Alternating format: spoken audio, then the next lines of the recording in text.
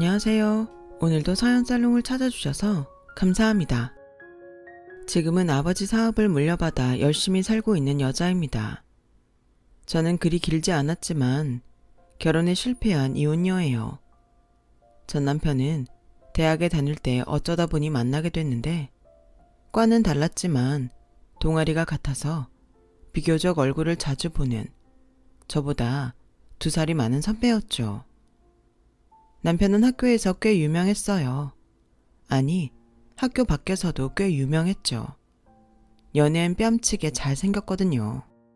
그래서 같은 학교 학생도 아니면서 학교 안에는 종종 남편을 보기 위해 몰려든 여자들이 있을 정도였는데 어쩐지 만나는 여자마다 길게 만나는 법이 없더라고요. 윤희야, 너 그 소문 들었어? 기훈 선배 이번에 여자친구랑 또 헤어졌대. 어째 가만 보면 2달을 못 가는 것 같은데 뭐가 문제일까? 글쎄, 난 뭐가 문제든 관심 없는데. 왜? 그래도 같은 동아리고 둘이 친하지 않아? 친하다고? 내가?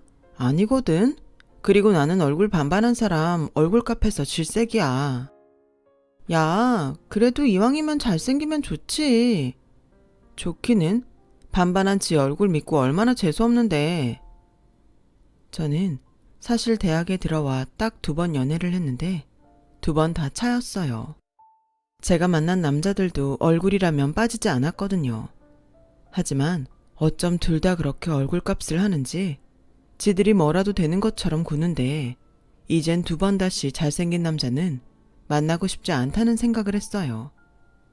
그런데요, 참 이상한 일이 벌어졌는데 그렇게 학교 안과 밖에서 잘생긴 걸로 유명한 그 선배가 저를 좋아한다는 거였어요.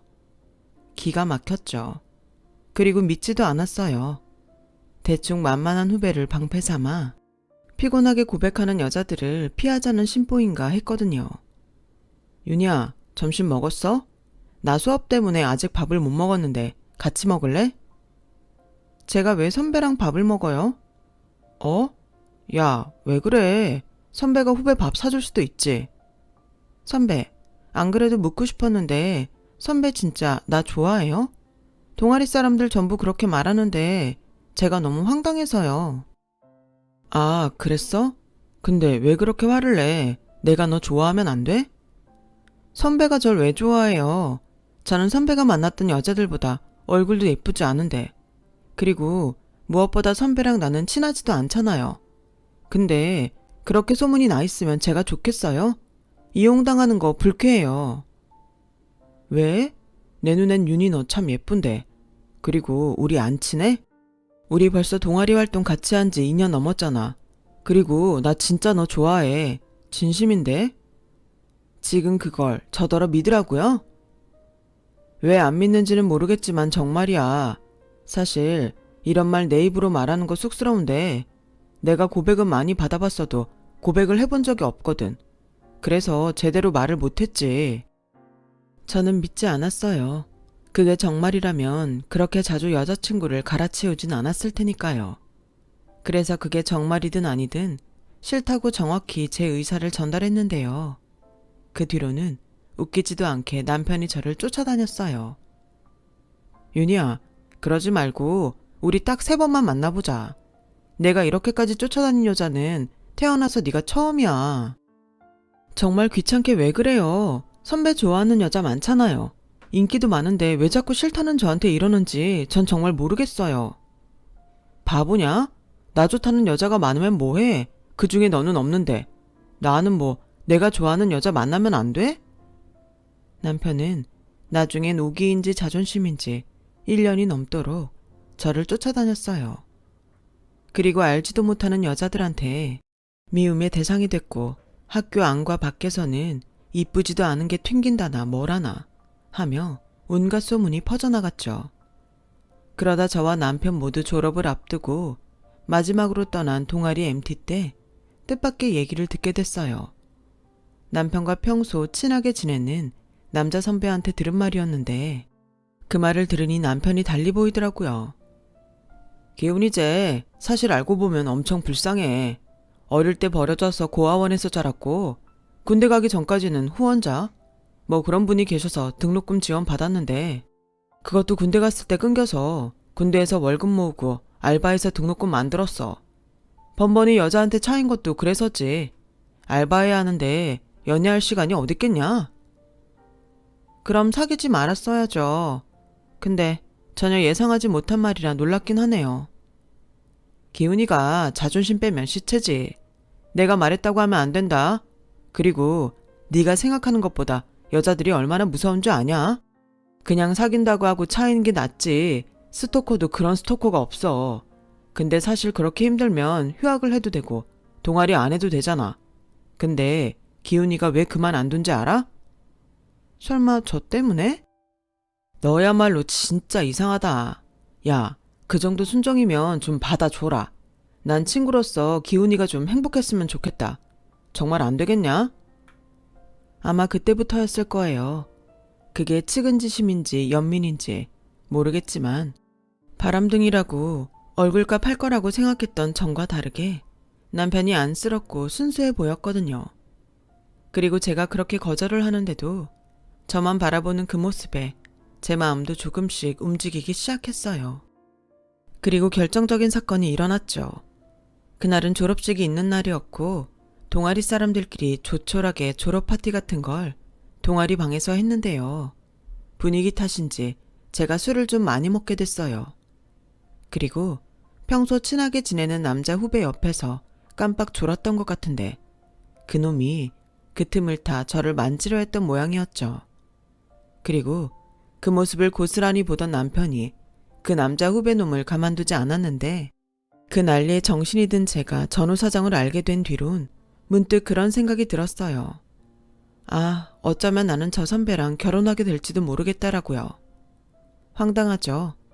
저도 그런 생각을 하면서 똑같았어요. 하지만 이미 그 사건으로 저는 남편에게 고맙고 미안한 감정을 갖게 됐고 졸업 후에도 여러 차례 남편을 만나게 됐어요. 처음엔 고마운 표시라도 하려고 만났는데 자꾸 만나다 보니 이젠 제 마음이 먼저 남편을 향해 가더라고요. 남편과 저는 그렇게 시작했어요. 남들은 남편이 고아인 거 알면서 왜 만나냐고, 얼굴 잘생겨서 만나는 거면 당장 그만두라면서 부모님까지 언급했는데 오히려 저희 부모님은 남편의 사정을 아시고 더 정을 주셨어요. 그렇게 대학 2년, 사회인이 되고 2년을 만나 저는 남편과 결혼을 하게 됐고 이미 남편의 사정을 아시는 부모님이 신혼집을 마련해 주셔서 저희는 큰 어려움 없이 신혼 시절을 보냈는데 무엇보다 저희 부모님이 남편을 아들처럼 많이 챙겨주셨어요. 사실 저희 부모님은 제가 태어나기도 전부터 두 분이 같이 사업을 하고 계셨거든요. 그래서 형제나 자매도 없이 자식이라고는 저 하나였는데 부모가 없는 남편이 사위가 되니 그냥 아들 삼자 싶으셨다고 하셨어요. 그래서인지 결혼하고 저희 아빠가 차도 사주고 저희 엄마는 철마다 남편의 옷과 먹을거리를 챙겨주는데 나중엔 질투가 나다 못해 부모를 뺏긴 것 같은 기분도 들더라고요. 하지만 더없이 행복했어요. 남편은 저한테 참 잘했고 제가 걱정했던 인물값 같은 짓은 절대 하지 않았는데 오히려 남편과 외출을 할 때면 주변의 여자들이 절 부러워하는 눈빛을 보내곤 했어요. 그래서일까요? 결혼하고 1년이 지나자 저는 슬슬 아이를 갖고 싶다는 생각을 하게 됐고 이왕이면 남편 닮은 아들을 낳고 싶었는데요. 제 말을 들은 남편은 질색하며 이렇게 말했어요. 뭐? 이제 결혼한 지 1년밖에 안 됐는데 벌써 애를 갖자고? 제정신이야? 무슨 말이 그래? 제정신이냐니. 그리고 보통 결혼하고 1, 2년 지나서 이세 계획 세우지 않아? 안 낳을 거면 몰라도 낳을 거면 한 살이라도 어릴 때 낳는 게 낫지. 그게 자기한테 제정신이냐는 소리를 들을 말이야? 그게 아니고 나는 전혀 생각하지 않았는데 자기가 갑자기 물어보니까 놀라서 그랬지. 그리고 나는 우리 아직 젊은데 신혼생활 좀 더 즐기다 아이 가졌으면 좋겠어. 일찍 장가간 친구들이 그러더라. 애 낳는 순간 모든 게 애 중심으로 돌아간다고.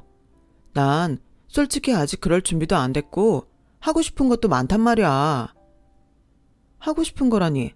그건 또 무슨 말이야? 그게 준비가 되면 말하려고 했는데 나 장인어른처럼 사업을 할까 봐. 뭐? 사업? 안 돼. 사업이 얼마나 힘든 건데 그냥 지금 해서 다녀. 대기업은 아니지만 그래도 안정적이고 탄탄하잖아. 안정적이고 탄탄하면 뭐해. 늙은 양반들이 위에서 새로운 시도를 안 하는데 지금 회사는 비전이 없어. 그리고 주변에서 나 정도 능력이랑 외모 되면 뭘 해도 안 망한다고 하더라. 뭐라고? 어디서 헛바람이 들었는지 모르지만 절대 안 돼. 나 지금도 아빠 밑에서 사업 도와드리고 있지만 크고 작은 일이 얼마나 많은지 알아? 겉으로는 큰돈 벌고 좋아 보일지 모르지만 하나부터 열까지 신경 쓸 게 얼마나 많은데 그러지 말고 생각 접어. 에이, 듣자 하니 지금 나 무시하는 거야? 고졸 출신 장인어른도 성공하는 사업을 내가 못할 것 같아? 왜? 능력이 부족해? 얼굴이 부족해? 두고 봐. 난 장인어른보다 훨씬 더 크게 성공할 거니까. 그때 가서 딴소리 하지 말라고. 그리고 나 사업 시작하면 자기도 지금 장인어른 도와드리는 거 그만두고 나 도울 생각해. 부모님도 중요하지만 내 사업은 우리 생활이랑 직결되는 일이잖아. 저는 어이도 없고 골치도 아팠어요. 주변에서 사업하다 망한 케이스도 많이 봤고 워낙 어릴 때부터 사업하며 힘들어하는 부모님을 보고 자랐기에 남편만큼은 그저 평범한 직장인이길 바랬거든요.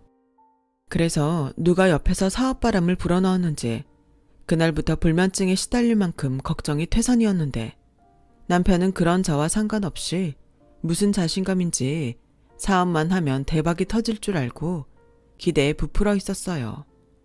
그리고 저의 걱정은 얼굴에도 티가 났는지 이윽고 부모님이 무슨 일이 있냐고 물으셨고 남편이 사업을 하고 싶어 해서 걱정이라는 말을 하게 됐는데 엄마는 무조건 말리라고 하는 반면 아빠는 잠시 생각을 하시는 것 같더니 무작정 말리지 말고 기회를 주는 것도 좋을 것 같다고 하셨어요.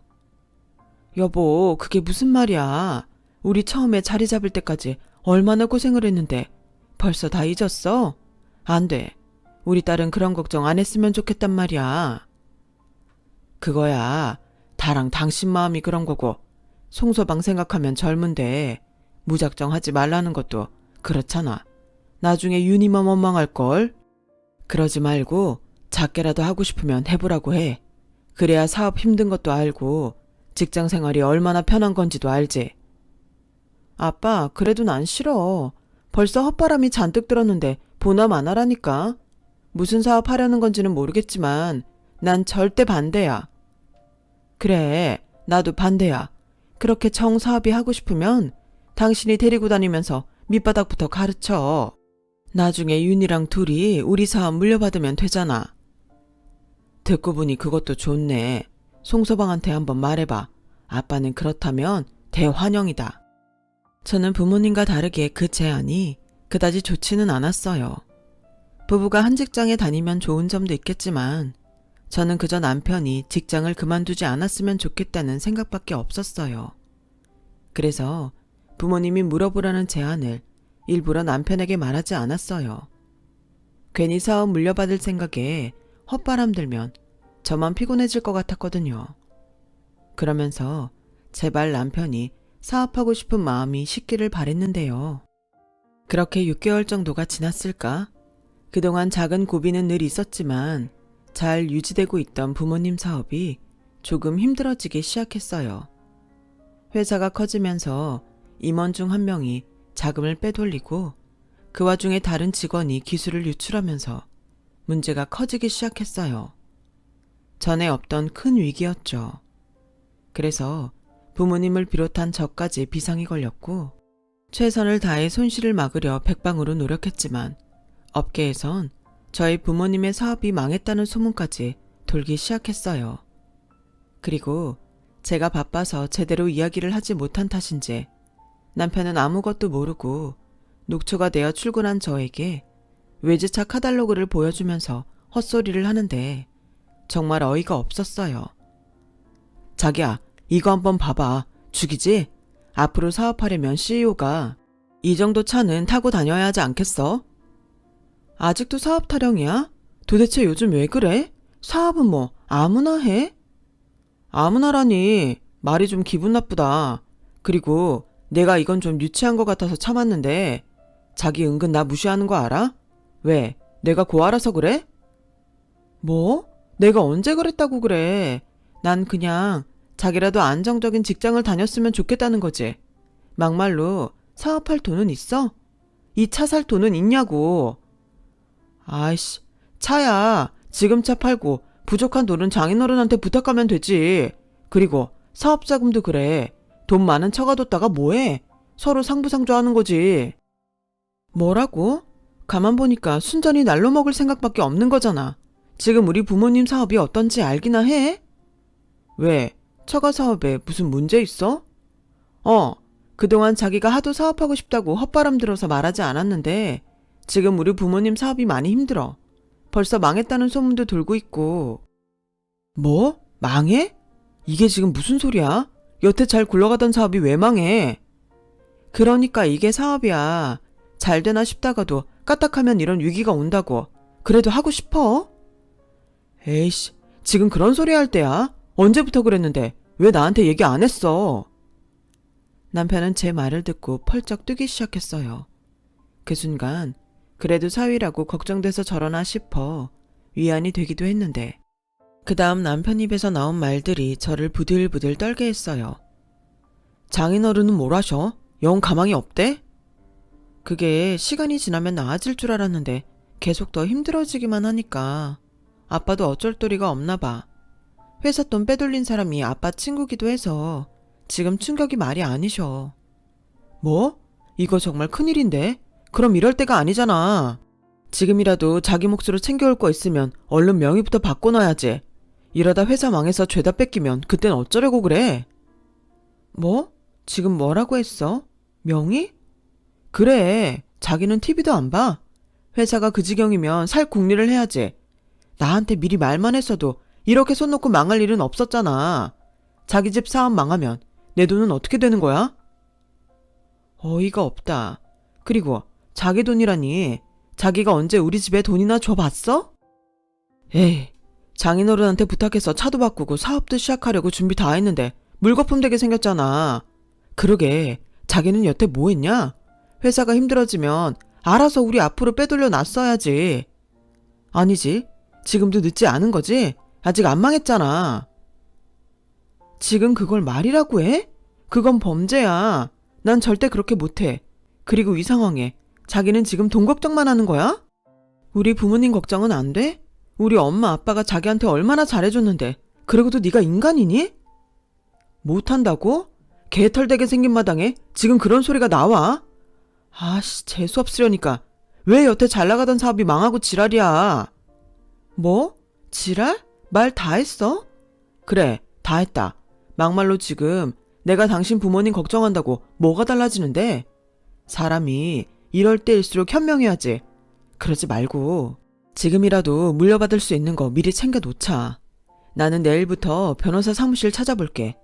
괜히 자기 부모님 사업비 떠맡지 않게 뭔가 조치할 수 있는지 대책을 세워야지. 정말 실망이다. 빼돌릴 수 있는 건 다 빼돌리고 빚은 떠맡지 않으려고 대책을 세운다? 당연한 거 아니야. 정신 차려. 이제 자기 가족은 장인 장모님이 아니라 나라고. 어떻게 하면 자기랑 나 피해 안 볼지를 걱정해야 할 마당에 괜한 걸로 힘 빼게 하지 마. 정말 싫다. 어쩌면 이런 순간에 그런 말을 하냐? 꿈 깨. 난 절대 자기가 원하는 대로 하지 않을 거니까. 난 돈보다 우리 부모님이 먼저야. 아이고, 효녀 낫네. 그리고 왜 아까부터 사람 이상한 사람 만들고 짜증이지? 내가 사업 망하게 했냐? 원망하고 싶거든. 사업 망하게 한 네 아버지를 원망해. 저와 남편은 그날 이후 계속 도돌이표 싸움만 했어요. 남편은 계속 부모님 재산이 사라지기 전에 자기 앞으로 해놓자고 억지를 부렸고, 저는 길바닥에 나 앉았으면 나 앉았지 절대 그럴 수 없다고 버텼는데 결국 남편이 짐을 싸서 집을 나가버리더군요. 그렇게 한 달이 넘도록 남편은 집에 돌아오지 않았어요. 연락도 없었고요. 저는 남편에게 실망이 커서 일부러 찾지도 않았는데 그럴 정신도 없이 저희 부모님의 사업은 희망이 보이지 않았어요. 자금도 막히고 거래처에서도 계약 해지하자고 하루가 멀게 연락이 오는데 더는 승산이 없었어요. 그리고 한 달을 꼬박 넘기고 보름이 가까워질 무렵 남편이 집에 들어왔는데 자리에 앉지도 않고 대뜸 제 얼굴에 자기 도장이 찍힌 이혼 서류를 던졌어요. 이게 지금 뭐 하는 짓이야? 보면 몰라? 이혼하자는 짓이잖아. 왜? 내가 순순히 자기 하자는 대로 하지 않으니까 이제 더는 볼 일 없다 이거야? 그래, 잘 안 해. 솔직히 네가 니네 집 말고 뭐 볼 거 있냐? 너도 알지? 나 좋다고 쫓아다닌 여자애들 수준. 네가 그 여자들이랑 비교나 돼? 뭐라고? 말 이상하게 한다. 먼저 좋다고 쫓아다닌 건 내가 아니고 너야. 그래. 그래서 지금이라도 수습하려고 그러는 거잖아. 그리고 이혼하는 마당이니 말하는데 나 솔직히 너 좋아해서 쫓아다닌 거 아니야. 너는 티 내지 않으려고 그랬던 것 같은데 난 알았거든. 니네 집이 사업해서 잘 사는 거. 그래서 부잣집 사이로 팔자나 고쳐보려고 했는데 이젠 그것도 물 건너갔잖아. 뭐? 난 가난한 게 죽어도 싫어. 오죽하면 가난 때문에 부모가 자식을 버리겠냐? 그리고 난 너도 조금은 아는 줄 알았는데. 그렇잖아. 내 얼굴에 네가 어울리긴 하냐? 당연히 너보다 네 배경 보고 쫓아다닌 거. 너 정말 몰랐어? 그러게. 망할 거면 좀 늦게 망하든가. 나 사업자금 대주고 망하면 덧나냐고. 말 다 했니? 할 말 다 했으면 꺼져. 네가 더 말하지 않아도 이혼 서류에 도장 찍을 거니까. 그리고 우리 아빠가 사준 차는 두고 가라. 내가 돌았냐? 나도 위자료는 챙겨야지. 내가 알아봤는데 결혼기간이 길지가 않아서 재산분할은 못한다고 하더라. 젠장. 그러니 그냥 이쯤에서 좋게 합의 이혼해. 차는 그동안 내가 못난 너랑 살아준 대가라고 치자고. 이 정도면 거저 아니냐? 웃기고 있네. 내가 빚쟁이한테 뺏겼으면 뺏겼지. 네가 원하는 대로 해줄 것 같아? 그래. 근데 어쩌지? 이미 4명이라 팔아서 없는데. 남편은 저를 잔뜩 약올리고 자기 짐을 마저 챙겨서 집을 나갔어요. 가뜩이나 간신히 버티고 있었는데 남편의 충격 고백에 저는 멘붕이 오고 말았어요. 하지만 부모님에게 이 사실을 알릴 순 없었는데요. 가뜩이나 어떻게든 부도는 막겠다고 애쓰고 계신데 도움은 되지 못할 망정 걱정을 끼칠 순 없었어요. 그리고 남편도 용서할 수 없었죠. 당연히 더는 부부라는 이름으로 살고 싶은 마음은 없었지만 속고한 결혼이니만큼 저도 이렇게 당하고만 헤어질 수 없었어요. 그래서 다음날 바로 사기 결혼으로 남편 놈을 고소하려 했는데요. 그것도 생각처럼 쉽지는 않았어요. 남편이 의도적으로 저에게 접근했다는 증거들이 필요했거든요. 게다가 결혼 전 남편과 만났던 기간도 길었기에 아무리 제가 주장을 해도 제 말을 믿지 못하는 눈치였죠. 그런데요, 더 황당한 건 합의 이혼하자고 했던 남편 놈이 저에게 위자료 소송을 걸었다는 거였어요. 그러니까 내용인즉 자기가 사업도 제대로 해보지 못하고 망한 처가와 매일 바가지 긁는 저 때문에 정신적인 피해를 입었다는 건데 말종도 이런 말종이 없다는 생각이 들었어요. 그래서 제 모든 걸 쏟더라도 남편과 제대로 싸우고 싶었어요. 그래서 살던 집을 팔아 소송을 준비했고 친정에는 비밀로 하기 위해 저는 고시원 생활을 했었네요. 정말 힘든 시간이었어요. 뭐 하나 신락 같은 희망도 보이지 않았거든요. 그러다 저희 측 변호사에게 소장을 받은 남편이 기가 찬다는 듯 저에게 연락을 했더라고요. 저는 이때가 기회다 싶어 나가 남편의 말을 모두 녹음했는데요. 이 인간 얼마나 열이 받았는지 제가 따로 말을 하지도 않았는데 제 입으로 술술 잘도 불더군요. 좋아하지 않는 저를 부잣집 딸이라 그 긴 시간 동안 공들여 결혼했는데 자기 말은 듣지도 않고 자기 사업도 못하게 막았다느니 아주 열변을 토했어요. 덕분에 증거가 없다는 이유로 힘들었던 소송은 조금 희망이 생겼죠. 그리고 긴 시간 끝에 이혼 소송은 끝이 났어요. 제가 그동안 저희 부모님이 남편에게 해준 금전적인 것들을 매장들을 돌아다니며 증거를 찾아 제출했거든요. 그런데 남편은 자기 이름으로 되어 있다고 차를 홀랑 팔았으니 오히려 위자료는 저에게 주는 것이 맞다고 판사님이 말씀하셨죠.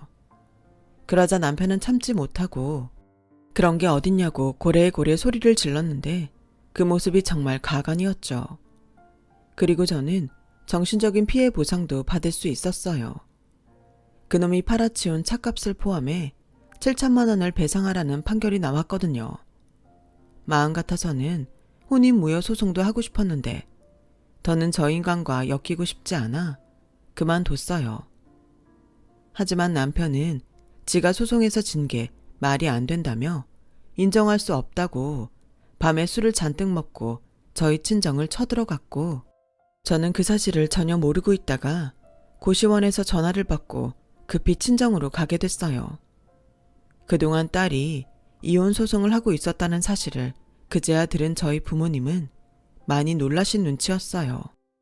그런 것과 상관없이 그놈은 억울하다고 자기 돈 물어내라고 억지를 부리고 있었는데 저는 당장 경찰에 신고를 했죠. 신고한다고? 그래, 해. 이게 다 장인 장모님 때문이에요. 그러게 왜 사업을 망해서 나를 이렇게 만들어요? 사업만 잘하고 있었으면 딸이 이혼하는 일도 없고 저는 사업하고 행복하게 잘 살았을 텐데 이런 피해를 본 게 내가 왜 위자료를 받는 게 아니고 줘야 되는 거죠? 대한민국 법이 원래 이렇게 엉망이었나? 그 입 닥쳐. 지금 여기가 어디라고 와서 행패야? 그렇게 억울하면 니네 변호사한테 가서 따져. 그 새끼도 똑같아. 됐고 난 이렇게는 억울해서 못 물러나. 양심이 있으면 그 위자료 받았다 치고 나한테 얼마라도 챙겨달란 말이야. 그동안 잘생긴 나랑 살아서 너 행복했잖아. 윤희야, 이게 다 무슨 소리니? 네 엄마랑 난 도저히 이해가 안 가는데 너 우리 모르게 이혼했니? 그래서 송서방이 여기까지 와서 이러는 거야? 아빠, 미안해요. 엄마한테도 미안해. 근데 어쩔 수 없었어. 이 쓰레기 치우고 내가 다 설명할게. 너 당장 나와. 저는 막무가내로 그 인간을 집 밖으로 끌고 나왔어요. 그리고 저도 제정신이 아니라서 그 인간에게 이렇게 말했는데요. 아무리 고아라 부모 생각하는 마음을 몰라도 그렇지 한때는 사위도 자식이라고 그렇게 챙겼던 분들인데 너란 인간은 어떻게 그럴 수 있냐? 돈이면 도리도 없는 거야? 고아들은 다 너처럼 쓰레기냐? 차라리 국어를 해. 그럼 내가 불쌍하다고 몇 푼 쥐어줄게. 그래서인지 그놈은 얼굴까지 시뻘개져서는 화가 난 얼굴로 저를 쳐다봤고 저도 살짝 무서워질 찰나에 신고받은 경찰들이 도착해 무탈할 수 있었어요. 그리고 집에 들어가 부모님에게 자초지정을 설명했는데 저희 엄마는 쓰러지시고 저희 아빠는 그 뒤로 곡기를 끊으셨어요. 제가 이혼했다는 것보다 남편이 그런 놈이었다는 게 아마도 충격이었던 것 같았죠. 정말 죄송했어요. 잘 사는 모습 보여드려도 지금 기운 사업 때문에 힘드신 분들인데 이렇게 실망을 드렸으니 자식으로서 입이 있어도 드릴 말씀이 없었어요. 그래서 그 뒤엔 정말 죽기 살기로 일에만 매달려 살았어요. 주변에서는 빚이 더 생기기 전에 사업을 정리하는 것이 맞다며 회사 정리를 권했지만 저는 포기하고 싶지 않았어요. 부모님이 평생을 바쳐 한 사업이고 남편은 보란듯이 회사를 살려놓고 싶은 마음에 부모님도 손을 놓은 그 사업을 잠도 줄여가며 달렸죠. 그렇게 30년 같은 3년을 살았어요. 밑바닥을 제대로 쳤기 때문에 어느 순간부터는 더 망할 것도 없었고 이제 남은 건 회복하고 다시 일어서는 것뿐이라고 생각한 저는 무모할 수도 있지만 학력, 스펙 같은 조건을 가리지 않고 일하고 싶어하는 젊은 사람들을 채용했어요. 그러자 이제 망했다고 소문이 났던 저희 회사는 저력이 있는 회사라며 재평가되기 시작했죠. 회사 돈을 빼돌린 범인도 잡아 다는 아니지만 어느 정도 돈을 회수할 수 있었는데요. 그러면서 어느새 회사는 조금씩 회복되기 시작했고 그렇게 상승세를 타면서 저는 거의 신들린 듯 일을 했던 것 같아요. 그러면서 저희 부모님도 다시 예전처럼 뛸 힘을 얻으셨죠. 저희를 외면했던 고객사들이 돌아오면서 회사는 위기 4년 만에 다시 본래의 자리로 돌아갈 수 있었죠. 그때 처음 느꼈어요. 사업이 힘든 건 맞지만 참 보람있고 무엇보다 재밌더라고요. 이런 표현이 맞는지 지금도 조심스러운데 그때는 밥을 먹지 않아도 배가 고픈지 몰랐고 잠을 자지 못하고 일을 해도 피곤한지 모를 정도로 일하는 게 좋았죠. 그리고 그런 저의 모습을 본 저희 아빠는 무슨 결심을 하셨는지 저를 대표실로 부르셨고 아주 편안한 모습으로 저에게 이렇게 말씀하셨어요. 아빠가 중요한 얘기를 우리 딸한테 하고 싶은데 아빠 부탁 들어줄래? 뭔데? 아빠가 하는 부탁이면 뭐든 하지. 우리 회사 이제부터 네가 맡아서 해라. 이미 엄마랑은 얘기 다 했고 엄마도 아빠도 이젠 좀 쉬고 싶다. 내가? 나도 엄마 아빠가 쉬는 건 좋은데 난 자신 없어요. 그냥 지금처럼 엄마 아빠 도와서 할래. 뭘 도와? 이미 네가 다 알아서 이만큼 살려놨잖아. 아빠 회사는 그때 이미 한계였어. 지금 이 회사는 네 회사야. 네가 뽑은 사람들이 너를 따르고 그렇게 똘똘 뭉쳐서 일어났으니 앞으로 더 열심히 뛰어봐. 아빠, 우리 딸은 잘할 거야. 이미 너무 잘하고 있고. 그리고 이건 아빠가 물러나면서 새로 취임하는 대표한테 주는 선물. 대표면 대표에 맞는 차가 있어야겠지? 주차장으로 가봐. 주인을 기다리는 차가 있을 테니까. 아빠는 그렇게 저에게 대표직을 물려주시고 선물이라며 비싼 외제차도 사주셨어요. 예전에 남편놈이 보여줬던 그 카달로그 속 외제차. 그것도 최고 등급이었죠. 그 순간은 이게 다 무슨 일인가 얼떨떨하기만 했는데 아빠 뒤를 잇는 대표가 된 이상 더 잘하고 싶은 욕심이 생기더라고요. 그 뒤로는 저를 믿어주는 부모님을 위해서라도 회사를 더 잘 키우고 싶었어요. 그래서 초심을 잃지 않고 부단히 노력했는데요. 그러다 하루는 중요한 미팅 자리가 있는데 전날 비가 와서 가는 길에 세차를 해야겠다고 생각하게 됐어요. 그리고 그때 마침 약속 시간도 남았는데 눈에 보이는 세차장이 있었고 저는 잘 됐다는 생각에 차를 세차장으로 끌고 갔는데요. 그렇게 도착한 세차장에서 정말 끔찍한 재회를 하고 말았어요. 제가 안내를 받은 곳에 차를 주차하고 내리자 작업복을 입은 전 남편 놈이 거기 있었거든요. 그놈 역시 차에서 내린 저를 보고 많이 놀란 눈치였는데 이윽고 말을 붙여오더군요. 오랜만이다. 잘 지냈어? 근데 이 차 자기 차야? 아버님 사업도 망했을 텐데 이렇게 좋은 차를 어떻게 뽑았지? 전 남편은 쭈뼛쭈뼛 제 차를 보고 말했어요. 그리고 저도 기세등등하게 말했죠. 누가 그래 망했다고? 그때도 어렵다고 했지 망했다고 하진 않았어. 지금은 예전보다 더 잘 되고 있고 지금은 내가 대표야. 근데 당신은 여기서 일해? 잠깐. 아는 형이 도와달라고 해서. 나도 내 사업해. 아, 그래? 그렇게 사업하고 싶다고 노래하더니 잘 됐네. 그나저나 얼마나 고생을 했길래 얼굴이 그 모양이야. 잘난 얼굴이라고 그렇게 떠들고 다니더니 말이 아니네. 사업이 많이 힘든가 봐? 저는 사실 알고 있었어요. 전 남편이 세차장에서 일하는 건 몰랐지만 얼마 전에 대학 모임에서 동아리 선배를 만나 남편의 근황을 들었거든요. 그놈은 저와 이혼을 하고 대출을 받아 기어코 사업을 한 모양이었어요. 무슨 애견용품 사업을 했다고 했는데 1년도 못 가서 빚만 떠안고 쫄딱 망했다고 하더라고요. 그 뒤 아는 사람들한테 돈 빌려달라고 하도 연락을 해서 기피 대상 1호라고 했어요. 그러게 사업은 뭐 아무나 하냐고요. 얼굴 잘생기면 반은 먹고 들어간다고 그렇게 주변에 자신만만했다고 하는데 이렇게 세차장에서 만나게 될 줄은 꿈에도 몰랐어요. 저는 1분 1초라도 빨리 그곳을 빠져나가고 싶었어요. 그래서 세차 잘 부탁한다고 말하고 자리를 떠났는데 그것을 시작으로 전 남편 놈은 저에게 계속 연락을 해왔어요.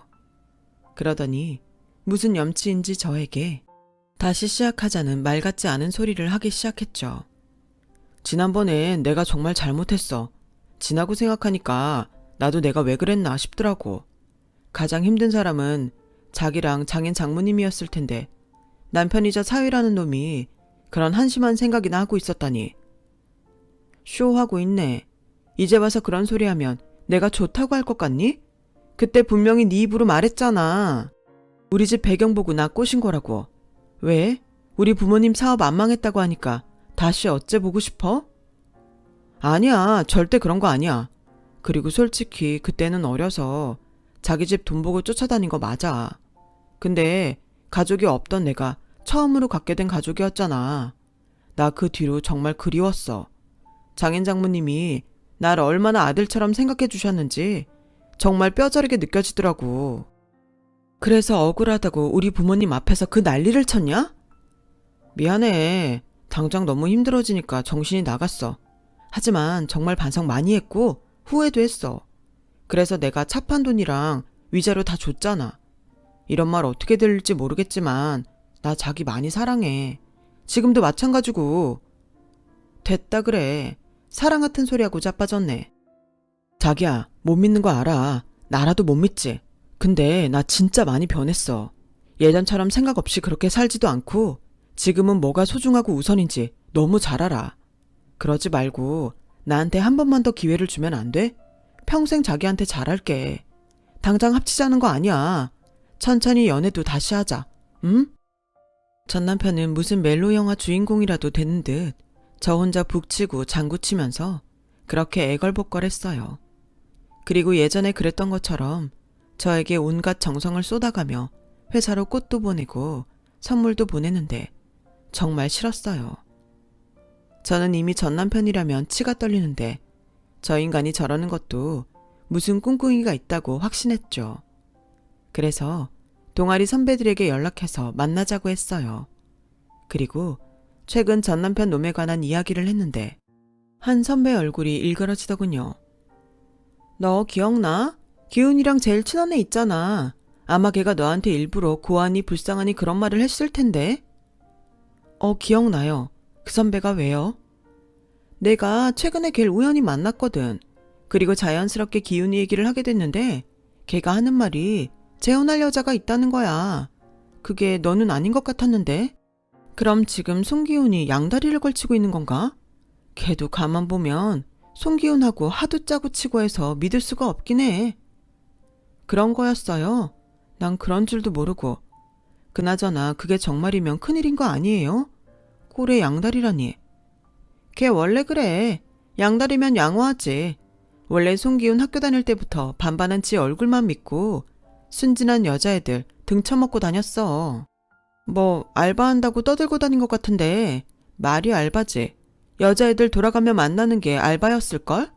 걔들이 밥도 사주고 옷도 사주고 심지어 용돈 주는 애도 있었으니까. 근데 저 궁금한 게 있는데 그럼 선배들 다 알면서 그때 왜 저한테는 아무 말 안 하셨어요? 그게 있잖아. 우리도 속았어. 너는 원래 다른 여자애들이랑 달랐잖아. 그래서 기훈이가 너는 정말 좋아하는 애라고 생각했지. 네가 그렇게 싫다고 하는데 너만 챙겼잖아. 미안하다. 걔가 그렇게 큰 그림 그리고 있을 줄 우리가 알았겠냐? 우리도 그땐 어려서 그런 생각은 못했지. 아무튼 조심해. 아마 먼저 망한 사업 때문에 빚도 많을 거야. 저는 선배들을 만나고 온 뒤로 너무 화가 났어요. 그러니까 결국엔 또 똑같은 수법으로 저랑 잘해보려고 하는 거잖아요. 그래서 전 이번에야말로 그 인간을 제대로 물먹이자 다짐했고 다음날 또 애걸복걸하는 전화가 오길래 이렇게 말했죠. 좋아. 그렇게 변했다고 하니까 기회를 줄게. 그럼 내일 저녁에 만나서 밥부터 먹을까? 다시 시작하는 첫날이니까 좋은 데 가자. 레스토랑은 내가 예약할게. 문자 보낼 테니까 내일 7시까지 거기로 와. 알겠어. 고마워. 내가 자기한테 진짜 잘할게. 기대해도 좋아. 문자 보내줘. 내가 근사하게 차려입고 꽃다발도 사서 갈게. 빨리 내일이 됐으면 좋겠다. 보고 싶어. 저는 소름이 끼쳐서 그놈의 전화를 최대한 빨리 끊었어요. 그리고 전에 만났던 선배에게 전화해서 수단과 방법을 가리지 말고 그 인간이 만난다는 여자친구 연락처를 알아봐 달라고 했는데요. 다행히 그날 초저녁 그 선배에게 그 여자친구의 연락처라며 연락이 왔어요. 저는 서둘러 그 번호로 전화를 걸었고 저는 저의 신분을 밝히고 만나자고 청했어요.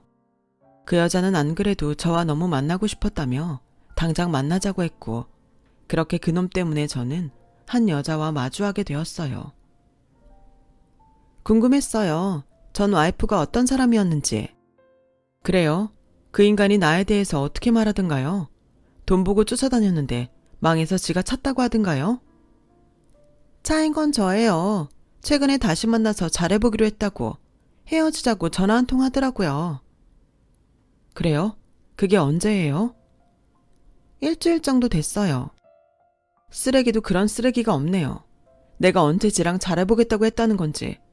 그러지 말고 우리 같이 복수해요. 그놈이 이제라도 정신 바짝 차리게 제대로 한 방 먹이자고요. 저는 그렇게 그놈이 버린 여자친구와 복수를 계획했어요.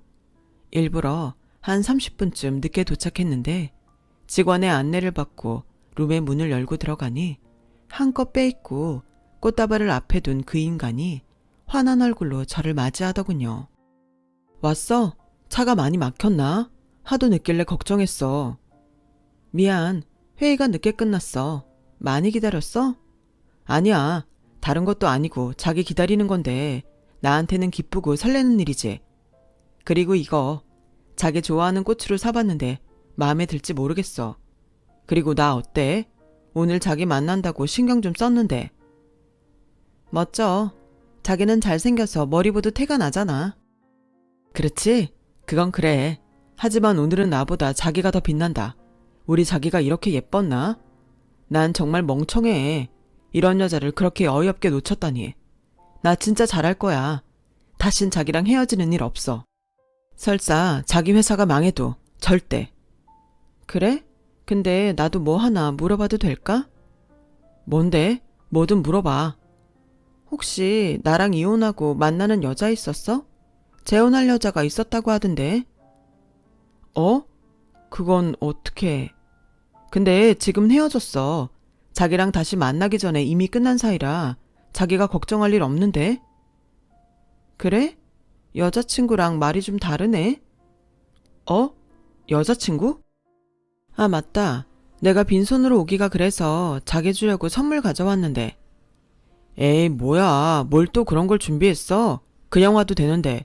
나한텐 자기가 선물인 거 몰라? 근데 뭘까? 지갑? 시계? 아니면 차?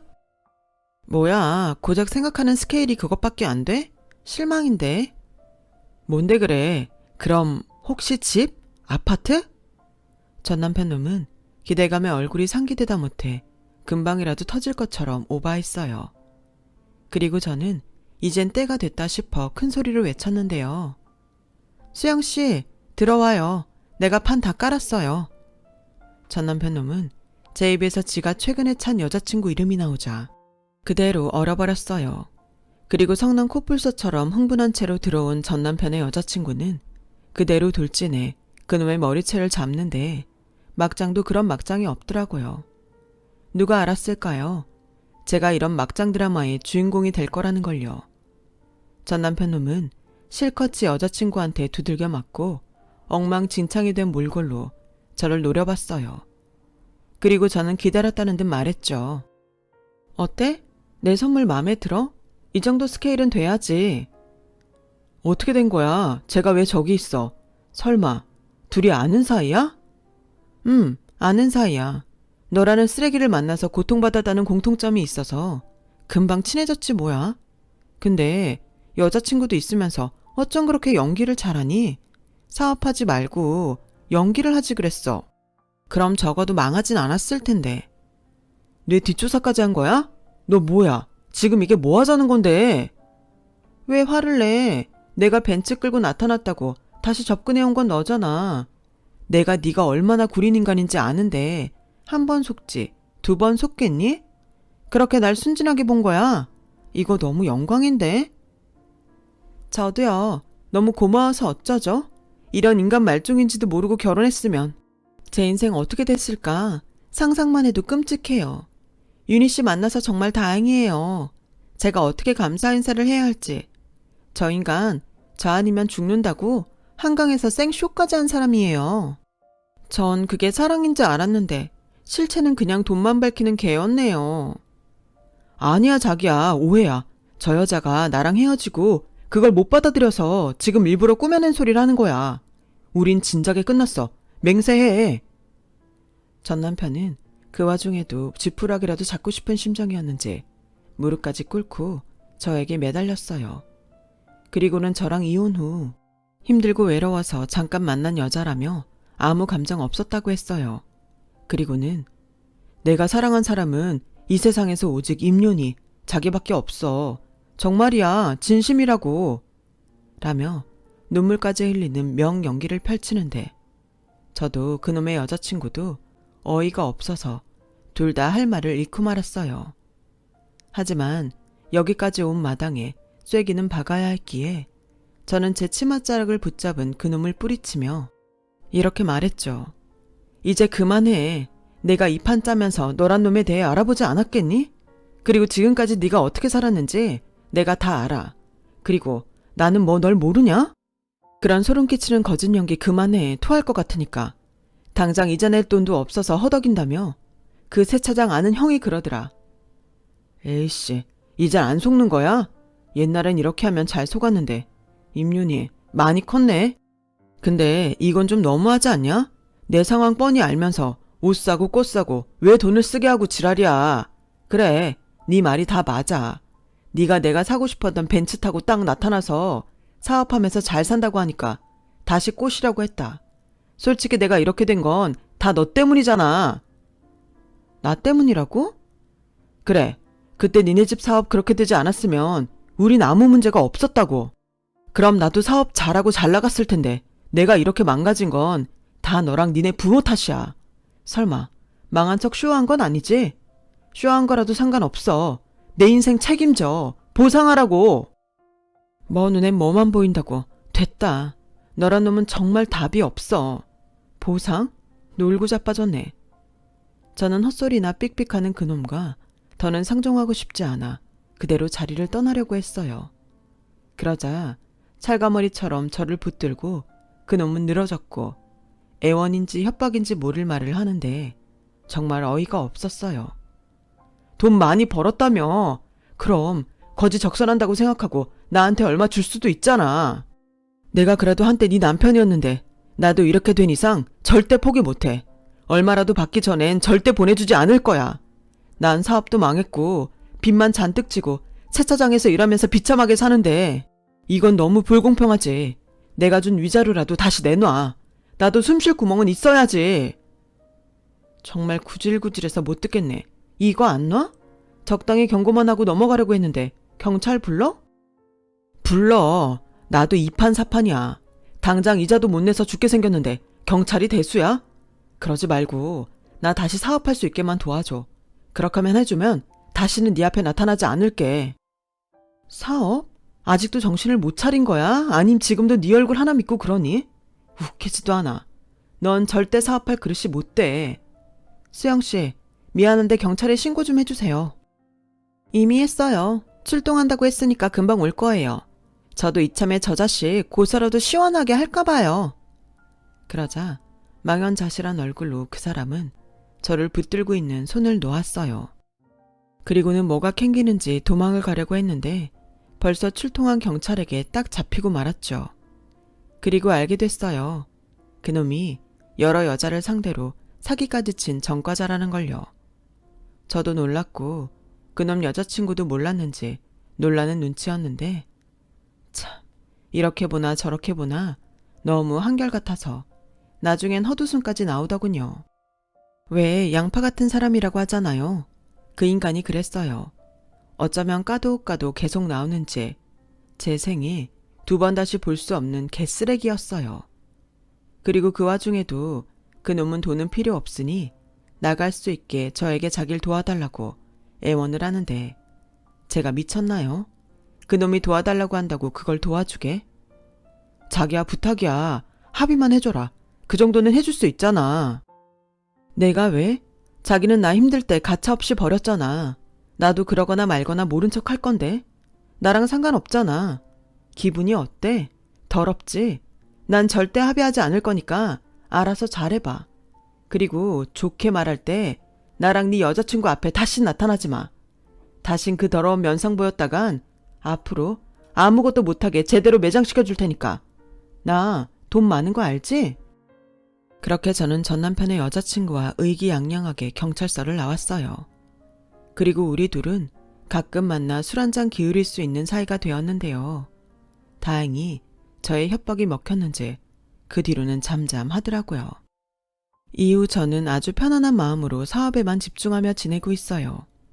회사의 주인이라는 자리가 신경 쓸 일이 정말 많더라고요. 하지만 이것도 저에겐 복이라면 복인지 저는 매일매일이 감사하기만 한데요. 큰 고비를 넘기면서 평범한 일상이 얼마나 소중한지 정말 뼈저리게 느꼈거든요.